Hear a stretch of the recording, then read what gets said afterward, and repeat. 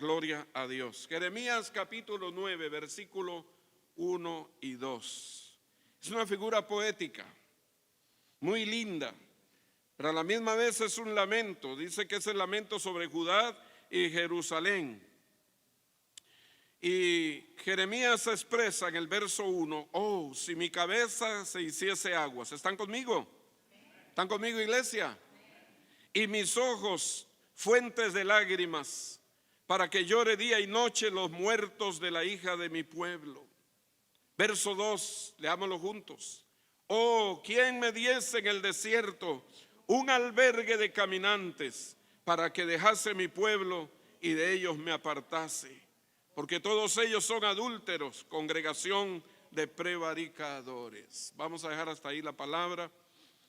Vamos a enfocarnos en ¿pueden tomar asiento? Vamos a enfocarnos en una sola palabra que está en este verso que acabamos de leer, el verso 2, albergue. Diga conmigo la palabra albergue.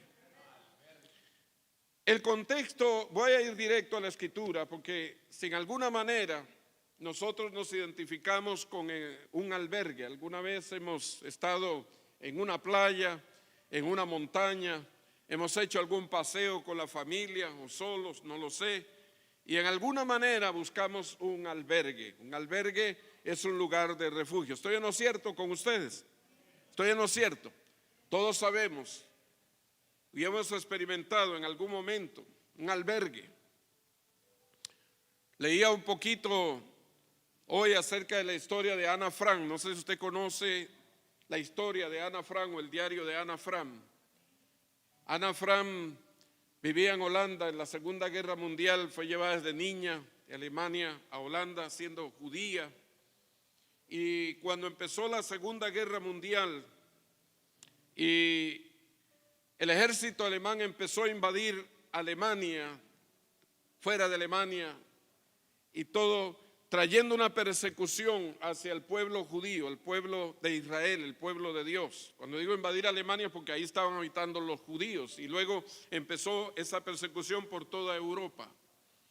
Y Ana Frank, siendo una niña, viviendo junto con su familia, buscó un lugar de refugio para que ella, junto con sus hermanos, padres, su familia, 4 personas más, mientras venía la persecución hacia todos los judíos que estaban en Ámsterdam, le llamó la casa de atrás. Había una mampara que su padre había creado porque era un comerciante, y detrás de esa mampara había un refugio donde ella estuvo un determinado tiempo, guareciéndose de la persecución de los judíos y cuidando de sus hermanos más pequeños y de aquellos 4 más que le acompañaban hasta que fueron descubiertos y luego fueron llevados de regreso a Alemania y murieron en los campos de concentración de Auschwitz.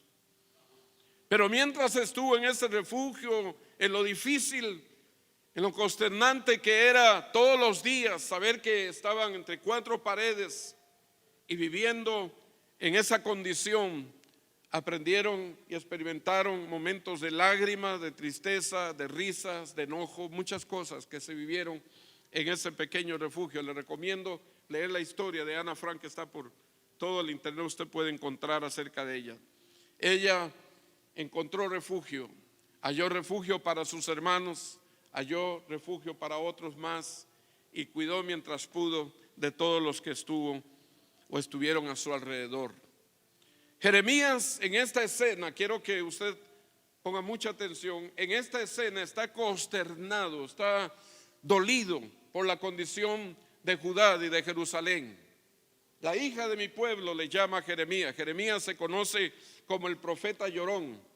De hecho, hay un libro en la Biblia que se conoce como las Lamentaciones de Jeremías, para que usted tenga idea de cómo este hombre era tan sensible, tanto a Dios como el sentimiento que él tenía hacia el pueblo y la nación de Israel, porque amaba a su nación, amaba a su pueblo. Él había sido llamado desde muy joven para declarar palabra profética, aun cuando no quería, porque dice el capítulo 1 que él rehusó ese llamado y le dijo: Señor, yo no voy a ir, no voy a declarar esta palabra porque yo soy un niño y el Señor tiene que tratar con él. A veces nosotros, hermanos, nos escudamos, por decirlo de alguna manera: Señor, no sé evangelizar, no sé hablar, no sé cómo decir. Pero hermano, su propia vida habla en esta hora del poder de Dios. ¿Alguien puede ver? Usted es una vida llena de milagros de Dios. Cuando yo me paro aquí, lo miro a cada uno de ustedes, no puedo ver más que milagros de Dios. Dígale que está al lado: estás oyendo milagros de Dios. Todos los días somos milagros de Dios. Y si contáramos todas las cosas que Dios ha hecho en nuestra vida, hermanos, escribiríamos libros enteros. El problema es que no los estamos contando. Pero es tiempo de hablar. Diga conmigo: es tiempo de hablar. Y el Señor le dice a Jeremías: no digas que soy un niño y no digas que no puedes hablar, porque a todo lo que yo te mande tú vas a decir. Yo te escogí desde el vientre de tu mami, te santifiqué, te ungí, te separé, te di por profeta a las naciones. Estoy citando Jeremías capítulo 1 para que lo anote, lo lea en casa. De ahí empieza en este hombre un llamado de Dios, cuando él viene de esa familia sacerdotal, pero sin embargo Dios lo llama para profetizar a su pueblo, cuyas condiciones eran tristes. El contexto de este pasaje nos relata acerca del pecado que había en la nación hebrea en los días de Jeremías. Jeremías conocía y había profetizado acerca de la destrucción que vendría sobre Jerusalén y Judá por causa de haber abandonado al Señor. Dios traería a los babilonios para cumplir este propósito. Y ante el endurecimiento del corazón de la nación de Israel, en el año 586 Dios trae a los babilonios. Ellos sitian Jerusalén y luego llevan a los judíos cautivos durante 70 años, hasta el tiempo de los grandes reformadores como Zorobabel, que tenemos el libro de Ageo.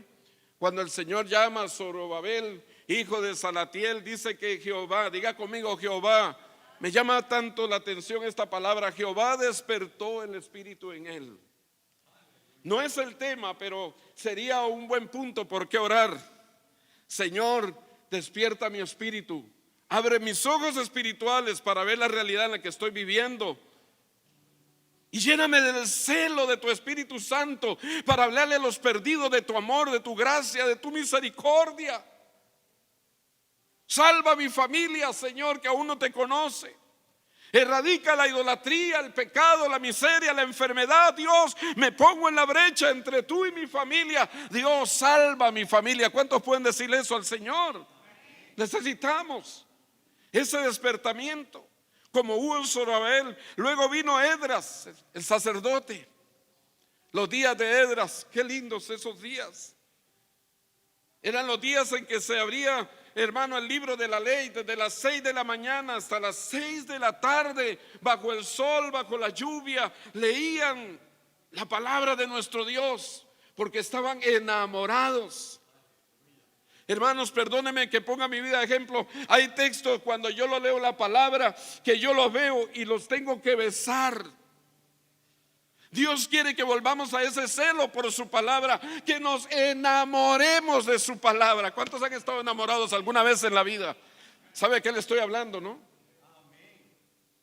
Pero a veces la Biblia es como el adorno del jarrón que tenemos en la sala. Solamente lo vemos y seguimos el camino, porque estamos con tanto trabajo y tanto afán que nos está olvidando. Ayer tuve una experiencia cuando fui a la bodega de la iglesia, donde tenemos mesas y muchas cosas guardadas, archivos, documentos de la iglesia, y lo miraba lleno de telas de araña y sucio el lugar. Y yo le decía a mi esposa: vamos a limpiar esto, hay que sacar, hay que limpiar, hay que escoger, hay muchas cosas que donar, hay cosas que sacar de aquí. Limpiábamos y limpiábamos. Y el Señor trajo a mi corazón que hacían en los días del rey Josías, cuando abandonaba el pueblo la ley y cuando abandonaba, hermanos, el lugar del altar. Hacían casas artesonadas, dice Ageo, para ellos, y las limpiaban y las adornaban y las arreglaban, y la casa de nuestro Dios estaba desierta. Y me traía el Señor eso a mi corazón. ¿Cómo nos abandonamos nosotros mismos a veces de nuestra propia vida espiritual? Que el enemigo pone las telas de araña por todo lado, y a veces hasta nos queremos ahogar del herrumbre que sale de la vida espiritual, y más es lo de afuera pegado en nosotros que lo que viene de Dios. Hay poquitos amenes. Esta casa, dijo Ageo, está desierta. Mi tiempo de oración va decreciendo, mi tiempo de lectura va decreciendo, mi vida de congregación, ahí voy como pueda, pastor, como yo pueda. Mi vida de testimonio por allá de vez en cuando. Diga conmigo: Señor, dame fervor por tu presencia, dame pasión por tu palabra. Diga conmigo, iglesia, si lo entiendes, dile conmigo: Señor, dame el deseo de estar y de morar en tu presencia todos los días de mi vida. ¿Cuándo fue la última vez que abrimos la palabra y lloramos leyendo la escritura y dijimos: Señor, qué riqueza, qué belleza tu palabra, tu ley en la que medito de día y de noche, más deseables? Usted trabaja por el dinero, usted trabaja porque hay que pagar, usted corre con afán y ansiedad porque las cosas de la vida nos demandan eso. Pero ¿sabe qué dice David? Un día dijo en el Salmo 19: la ley de Jehová es perfecta, que convierte el alma. Deseables son más que el oro. Si usted busca el dinero, ¿cómo será entonces si yo le dijera: hay una mina de oro a 500 metros de mi casa, la entrada es gratis y el oro es regalado? Deseables son más que el oro, dijo David, y más que mucho oro afinado. Los días, hermano, de Nehemías,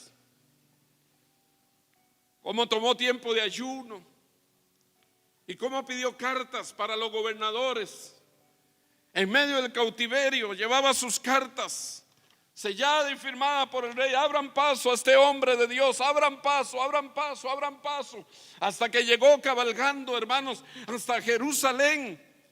Y dice que durante 3 días, léalo, que Nehemías 1 al 3, caminó sobre los escombros y vio todo aquello consumido por el fuego. Las puertas de la casa de Dios destruidas. Dios me dio el privilegio de estar en el corazón de Jerusalén, y me dice el pastor Eduardo Joseph, me dice: mira, asómate allá, fíjate, bájate un poco y mira hacia allá, hacia el fondo. Está cerrado el lugar, pero se divisaba. Me dice: mira eso, ¿ves esos escombros? Ahí está el recuerdo del reformador Nehemías cuando pasó por estas calles reedificando Jerusalén. Su corazón estaba conmovido, hermanos, porque un corazón sensible es un corazón que puede ver la necesidad en el reino de Dios y no simplemente se aflige, se duele o ora, sino que hace algo. Él se afligía, oraba, pero también actuaba. ¿Cuánto dan gloria a Dios? Algunos están un poquito serios.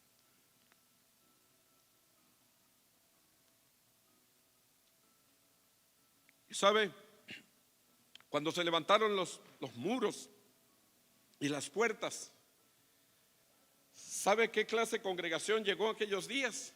En los días de Nehemías, el primer éxodo, la primera diáspora de regreso de Babilonia por el camino difícil y el valle de la muerte. 45,000 judíos llegaron de primero a adorar a Dios a Jerusalén, porque un hombre estuvo dispuesto a ponerse en la brecha, es decir: yo quiero hacer algo. No es el tema que he traído, hermano, porque el tema: ¿quién me diese un refugio? Pero sí Dios quiere que diga esto, hermanos. Hoy se demanda de la iglesia, hermanos, no solamente que reformemos nuestra propia vida y nuestra relación con el Señor, sino de traer a otros que desean oír el evangelio de Jesús. Porque este mundo se nos pierde sin Dios y sin esperanza, y los únicos que pueden hacer algo por este mundo somos usted y yo, por la gracia, diga conmigo, por la gracia de nuestro Dios.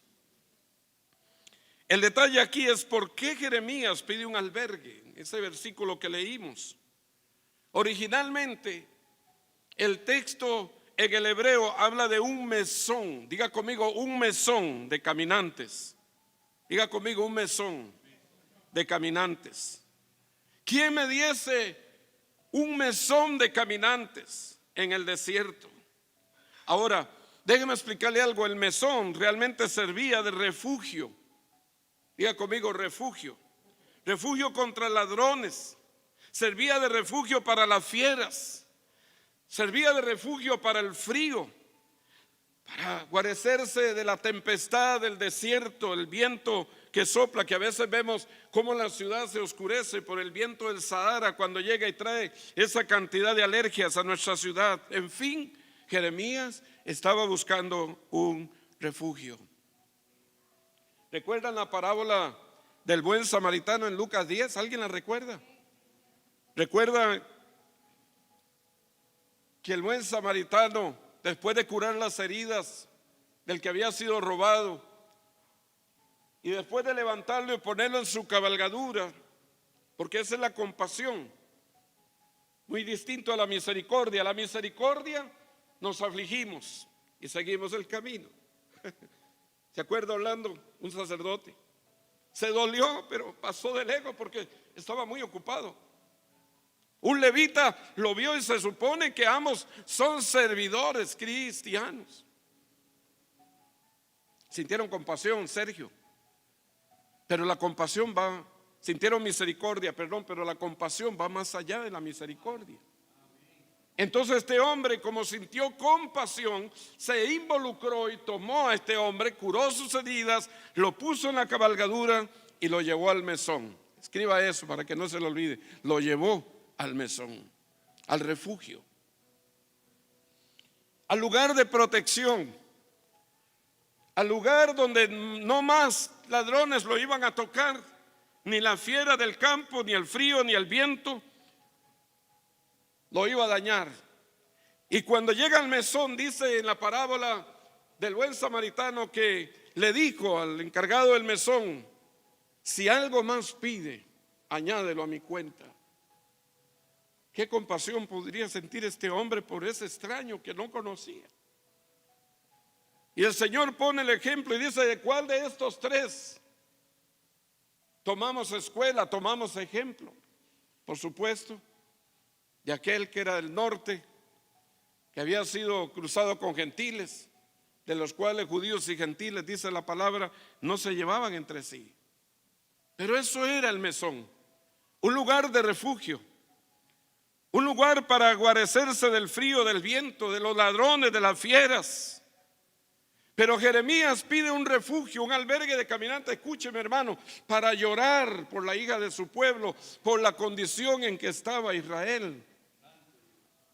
Usted puede leerlo en casa, el contexto: idolatría, mentira, falsedad. Me parece que son los días que estamos viviendo. Vaya conmigo un momentito a Isaías 24, lo dije y lo cité el domingo pasado, pero mírelo, Isaías 24. ¿Cómo está la tierra? ¿Cómo está la humanidad? Dice el versículo 5: y la tierra se contaminó bajo sus moradores, porque traspasaron las leyes, falsearon el derecho, quebrantaron el pacto sempiterno. Por esta causa la maldición consumió la tierra y sus moradores fueron asolados. Por esta causa fueron consumidos los habitantes de la tierra y disminuyeron los hombres. Enfermó por causa del pecado, enferma la tierra. Las cosechas ya no dan el fruto que daban hace 50 años. Las aguas sanas han disminuido. Las lluvias han dejado de caer en países, naciones como la China, lo estamos viendo actualmente, el Brasil, grandes y graves incendios. No hay temor de Dios. Igual de una manera, de otra, no quieren saber acerca de vivir en el temor de Dios. La condición de Jeremías es el mundo que vemos hoy en día, hermanos. Por eso él pide un albergue para llorar. Y eso tocó mi corazón, porque digo yo, Señor, ¿cuántos de nosotros tenemos un sitio, un lugar, un espacio donde nos aflijamos por la condición de la humanidad? Lloremos por aquellos que aún no le han conocido, aún nuestras propias familias, hermano, que todavía no han sido alcanzados. Estaba leyendo la historia de Dwight Moody, cómo empezó su ministerio siendo un muchachito de 17, de 18 años, nacido en un hogar pobre, cristianos, pero él quería servirle a Dios. Tuvo un encuentro personal con el Señor y llegó a la iglesia, uno de los edificios hermosos de su época, y pidió servir a Dios. Y el pastor le dijo: tenemos 18 alumnos y 12 maestros, pero si tú quieres enseñar aquí y predicar aquí, todos los que puedas traer el domingo, los puedes traer un aula y enseñarles el evangelio, porque había suficiente maestros para la cantidad de alumnos que había. Él le dijo: puedes ir y traer, y a eso les vas a enseñar. Lo sorprendente fue que el domingo por la mañana vino Dwight Moody con una cantidad de niños, hermano, que había traído de las calles, sucios, descalzos. Y de toda esa cantidad de niños, él trajo alrededor de unos 30. Él empezó el ministerio de la escuela dominical en la iglesia, al grado que llegó en la ciudad de Chicago a tener alrededor de 1,000 personas iniciando su ministerio en esas aulas. Tuvo que poner maestros para enseñar la palabra. ¿Cuántos de nosotros buscamos a los que están alrededor?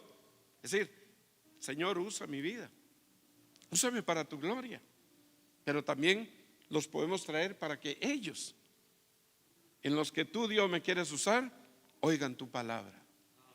Pensémoslo.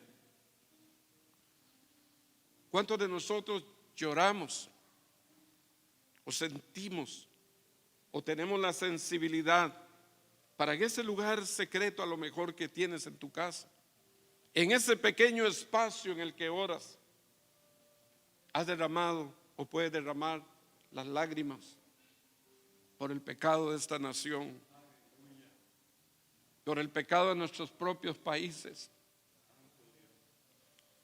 Voy a referirme a un punto, no lo había pensado, hermanos, pero cuando usted ve los reportajes de los miles de jóvenes que están en las cárceles en nuestro país, no me voy a referir a ninguno en especial, en nuestro país o nuestros países, a uno se le golpea el corazón, porque están ahí por delitos, por drogas, porque fueron engañados por Satanás, porque incidieron, porque sufrieron violencia y porque de alguna manera ahí están perdiéndose sus vidas sin oportunidad, porque no se permite llegar hasta esas prisiones a llevar el evangelio de Cristo. ¿Cuántos de nosotros lloramos por ellos? ¿Cuántos de nosotros sentimos dolor? ¿Cuántos de nosotros nos ponemos al frente delante de Dios y decir: Dios, perdona a nuestra nación? Hoy vivimos, a lo mejor, voy a ponerlo entre paréntesis o comillas, en paz. Pero proféticamente, hermanos, esa paz no será duradera, a menos de que usted y yo oremos para que Dios traiga su paz.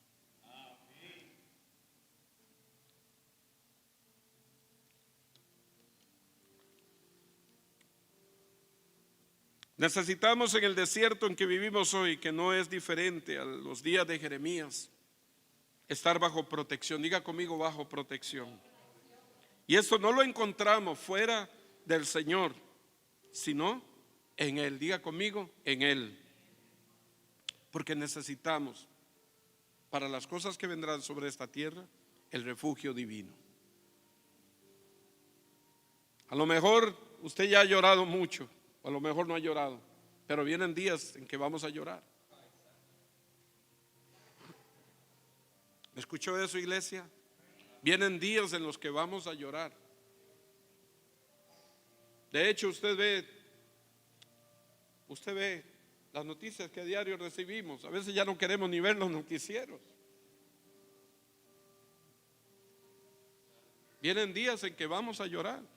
Y Jesús lo dijo a las mujeres cuando él iba hacia el Gólgota: no lloren por mí, lloren por ustedes mismas. Por los días en que fueron profetizados, hermano, que aún lo que apenas acabamos de vivir en estos últimos 2 años, con todo esto de las pandemias y la guerra y la escasez que está viniendo sobre el mundo, son apenas, óigame esto lo que le voy a decir, Jesús dijo que son apenas los dolores como de la mujer que está encinta. En otras palabras, yo no se lo puedo explicar porque solamente usted, hermana que ha tenido hijos, lo sabe. Levánteme la mano las madres. Usted sabe cuando vienen las contracciones, son los avisos de que la criatura está deseando salir, ¿no es cierto? Hermana, si yo le pasara a alguno de ustedes a que me comente cómo son esas contracciones, los varones a los demás, a lo mejor nos quedamos, como decían los viejitos de antes, helados, fríos. Porque las contracciones lo que están haciendo es abriendo la cadera. En carne propia usted lo puede vivir, lo puede experimentar. Y empieza a abrir, y entonces clínicamente se llama a eso el dilatamiento de la criatura. Está en 1, está en 2, está en 3. Y cada vez los dolores van en aumento hasta que viene la hora, y generalmente, no sé si usted se ha dado cuenta de algo interesante, que es al tiempo de la madrugada cuando se quiere mejorar. O sea, hay que correr al hospital. Y hay que tener el maletín listo, la cobija, todo lo demás, porque ahora viene, ya no aguanto más, no puedo. Y tome su vehículo a las 2, 3 de la mañana, lo que sea, hermano, y corra al hospital. Y pobrecita nuestras esposas, porque cuando llegan, le dice la enfermera: ¿cómo que usted se va a acostar? No, empieza a caminar, y la ponen a caminar por todos los pasillos. ¿No es cierto, hermana? Porque dice, tienen que dilatar. Si pudieran que hagan todos esos ejercicios, las pondrían a hacer todo eso. Le ponen a caminar a como pueda. Y ya cuando está coronando es cuando viene la hora en que la ponen en la camita. Y viene la criatura. Abre la cadera. Dolores de parto, dijo Jesús, están viniendo sobre este mundo. Lo que estamos viendo son pinceladas nada más, hermano.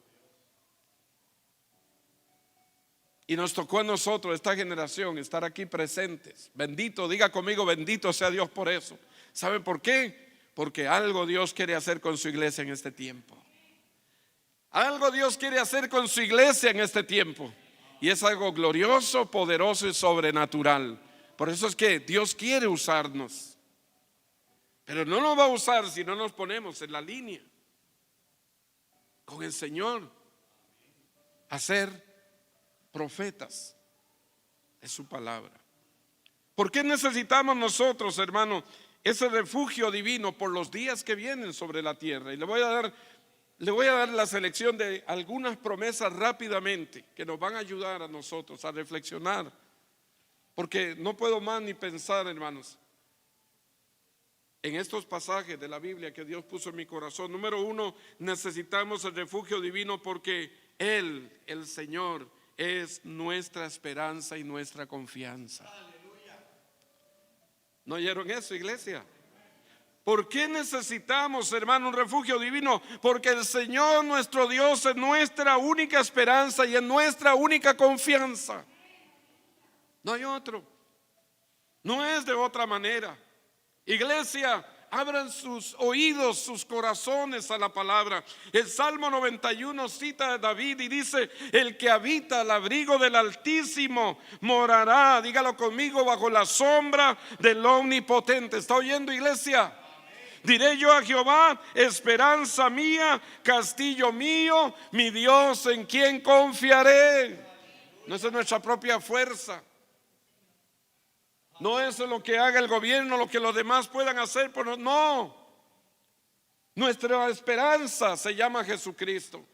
y nuestra confianza se llama Jesucristo. Decíamos el domingo pasado el Salmo 37, véalo conmigo rápidamente, búsquelo en su Biblia, porque no es de otra manera, hermanos.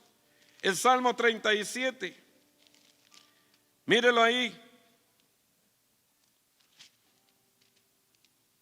No te impacientes a causa de los malignos, ni tengas envidia de los que hacen iniquidad, porque como hierba serán pronto cortados y como la hierba verde se secarán. Verso 1. Confía en Jehová. ¿Está oyendo? A veces miramos y queremos ser como los demás. No, hermano, dice la Escritura: confía en Jehová y haz el bien, y habitarás en la tierra y te apacentarás ¿de qué? Te apacentarás de la verdad. ¿Están conmigo? Te apacentarás de la verdad. En un mundo de falsedad, Dios es un Dios de verdad. Deleítate a sí mismo en Jehová, que te goces. Pastor, ¿cómo en medio de la circunstancia? El gozo del Señor, dice Nehemías, es mi fortaleza. Deleítate a sí mismo en Jehová, y Él, ¿qué va a hacer? Concederá las peticiones de tu corazón. Encomienda a Jehová tu camino. Mira esto, hermano.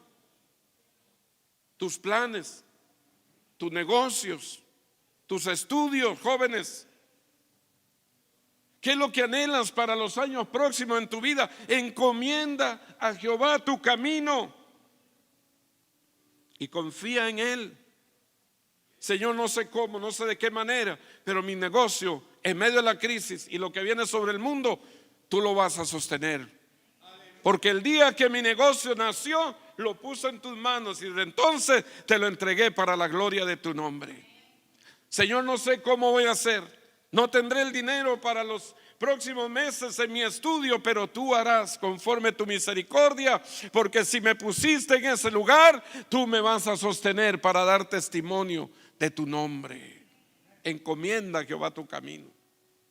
Pastor, que hay una nueva oportunidad, un nuevo trabajo, encomiéndaselo al Señor. Que hay un negocio de la compra de una casa, porque yo, encomiéndale al Señor.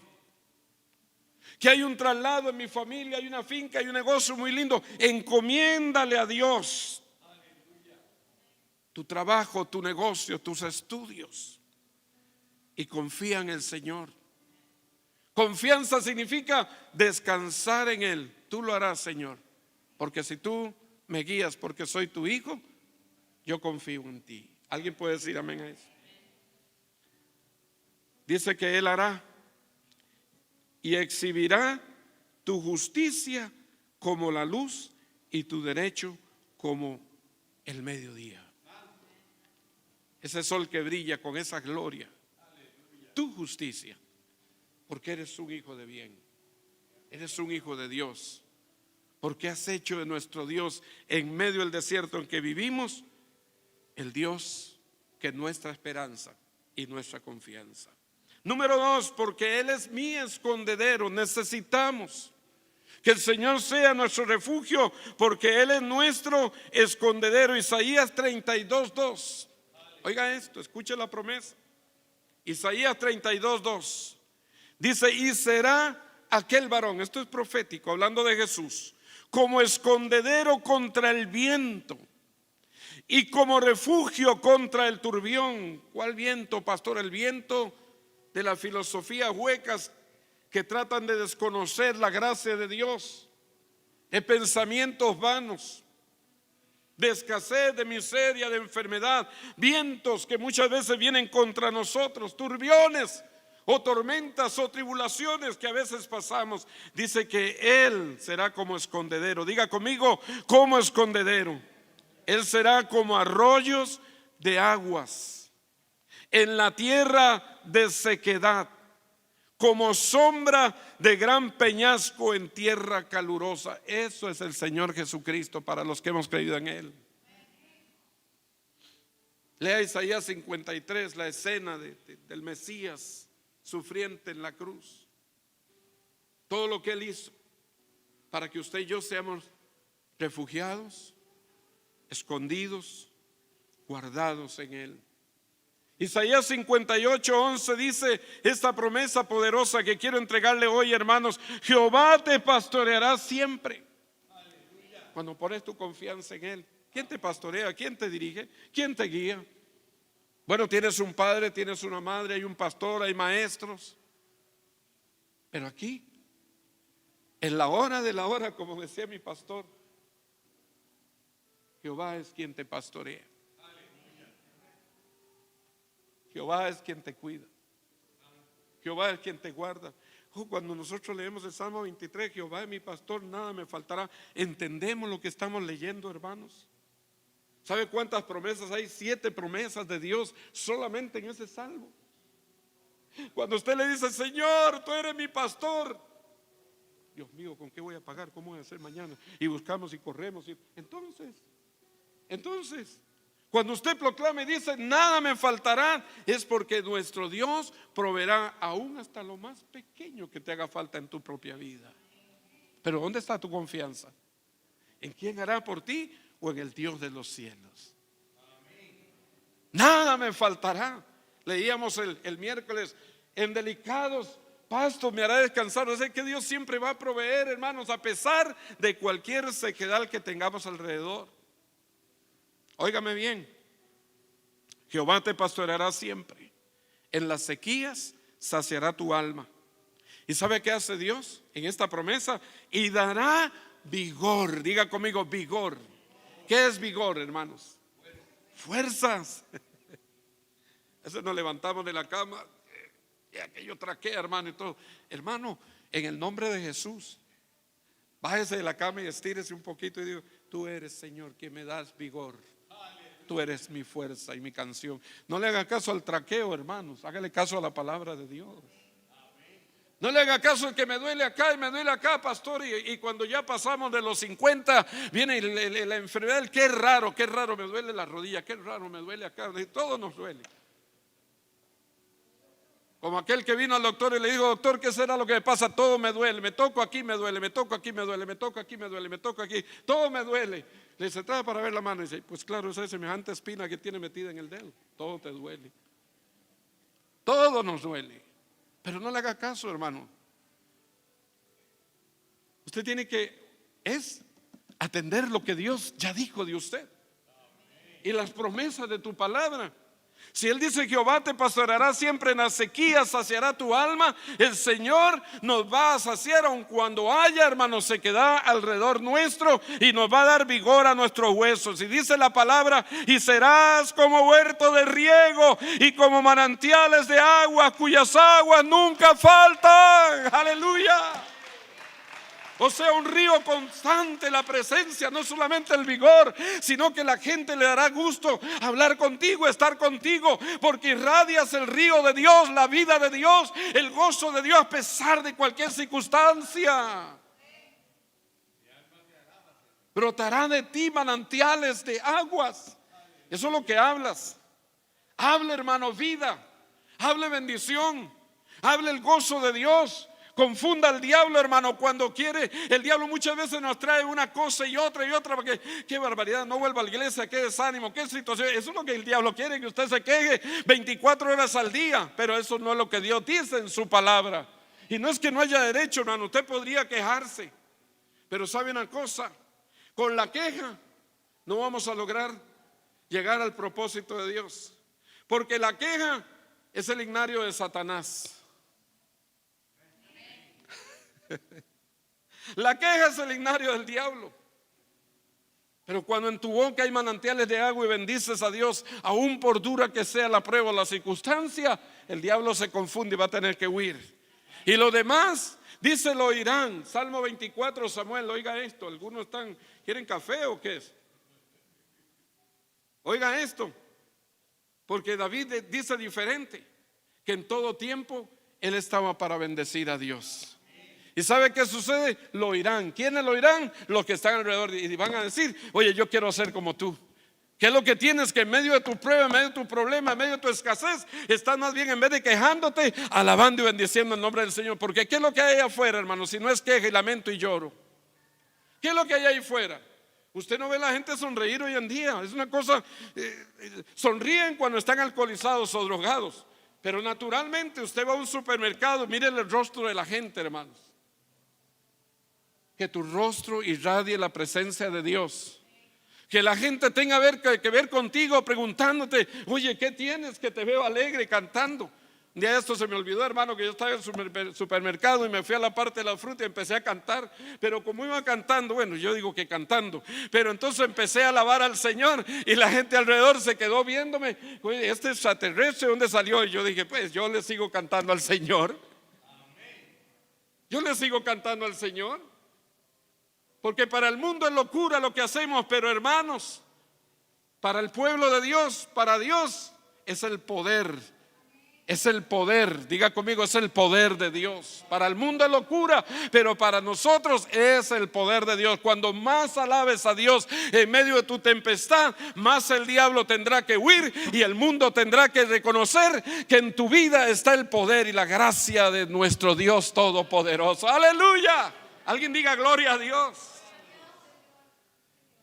Manantiales de agua, será como huerto de riegos y como manantiales de agua, dice la promesa, Isaías 58:11, cuyas aguas nunca faltan. Y voy a ir al final, el punto 3. Necesitamos un refugio en estos tiempos de desierto porque Él es nuestra torre fuerte. Diga conmigo, es nuestra torre fuerte.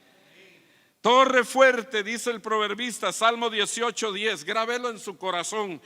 Salmo 18:10, torre fuerte es el nombre de Jehová, a él correrá el justo y será levantado. Usted ve esos faros enormes. Ahora que fuimos donde el pastor Ramón Jiménez y fuimos a la orilla del Mississippi, tienen un hermoso faro en la ciudad de Clinton. Y ahí están. Cuántas historias, cuántas leyendas, cuántas veces ese faro alumbró a los barcos que corrían por el Mississippi River y pudo guiar a los demás para no encallar y golpear contra el muelle. Cuando la Escritura dice que el Señor es torre fuerte, es porque a Él es el único que debemos de correr. Él se vislumbra desde los 4 ángulos de la tierra.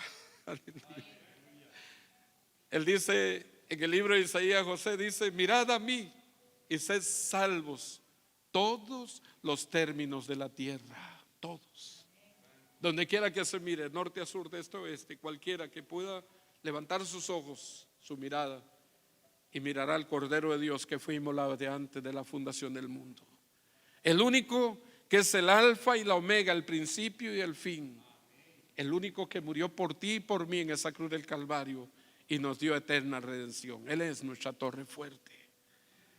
El Salmo 18:20, mire qué lindo, porque hay una similitud en el Salmo 18:10, el Salmo 18:10, y luego miras hacia el Salmo 18:20. Tú eres mi protector, decía David. Tú eres mi lugar de refugio. Tú eres, decía David, mi libertador. Tú eres mi Dios. Tú eres la roca que me protege. Tú eres mi escudo. Tú eres el poder que me salva. Tú eres mi alto escondite. Tú eres mi Dios todopoderoso. Eso se lo agrego porque no podemos terminar este salmo sin decirlo de esa manera. Él es nuestro Dios, a quien amamos y quien servimos. En medio de cualquier circunstancia, llévese esto en su corazón. Esas 8 características que hay ahí en el Salmo 18:20. En cualquier circunstancia, Él siempre te va a proteger. Él siempre será el lugar de tu refugio. Él siempre será nuestro libertador. Él siempre será nuestro Dios. Él siempre será esa roca que me protege, porque Deuteronomio 32:4, Él es la roca de nuestra salvación, cuya obra es perfecta. Porque fiel es el que empezó en vosotros la buena obra y la perfeccionará hasta el final. Póngase de pie en esta. Oramos en esta hora porque tú eres Dios eternamente y para siempre. Padre, gracias. Levante su manita derecha, iglesia amada y bendecida. y declaramos esta bendición poderosa de Dios. Jehová habló a Moisés diciendo: habla a Aarón y a sus hijos y diles: así bendeciréis a los hijos de Israel, diciéndoles: Jehová te bendiga y te guarde. Jehová haga resplandecer su rostro sobre ti y tenga de ti misericordia. Jehová alce sobre ti su rostro y ponga en ti paz. Y pondrá mi nombre sobre los hijos de Israel y yo los bendeciré. Bendiga a su hermano de al lado con alegría. Vaya con gozo, irradie la presencia de Dios y hable de Cristo en todo tiempo. Que Dios le bendecirá su vida. Amén.